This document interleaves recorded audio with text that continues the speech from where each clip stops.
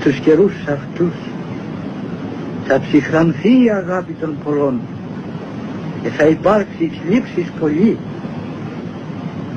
επιθέσεις εθνών, μεταναστεύσεις λαών, ακαταστασία μεγάλη, σπατάλη, αμέλεια, αδιαφορία δια την σωτηρία της ψυχής.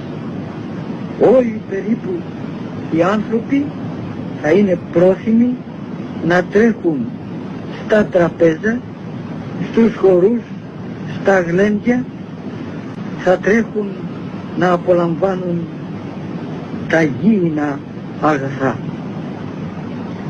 Οι άνθρωποι θα είναι φιλόνικοι, θα είναι πολύ οκνηροί,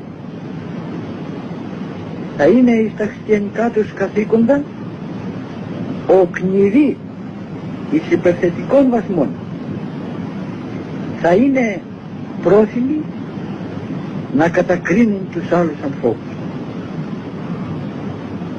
Απιστία, μίσος, έχθρα, φθόνο, φιλονικία θα κατέχουν την πρώτη θέση στη ζωή των ανθρώπων. Ας σταθούμε με φόβον Θεού και ας είμεθα προσεκτικοί εις την εκπλήρωση των θρησκευτικών μας καθηκόντων, τηρούντες όλα τα αρετάς. Ας φροντίσουμε να γεννήσουμε τα αγγεία μας με έλεον, εφόσον η ψυχή μας ευρίσκεται στο σώμα. Πρέπει να φέγγει η λαμπάδα μας, πρέπει να είναι αναμένη σε όλη μας τη ζωή, να είναι αναμένη προτού κλείσουν τα μάτια μας, συνεχώς να είναι αναμένη η λαμπάδα μας. Τα αγγεία είναι εδυνάμεις της ψυχής που δέχονται τα σαρετά.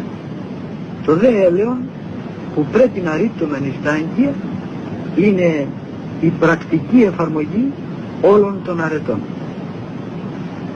Η λαμπάδα που φέγγει συμβολίζει τον νου, ο οποίος μπορεί να δεχθεί την Θείαν Χάριν. Η ψυχή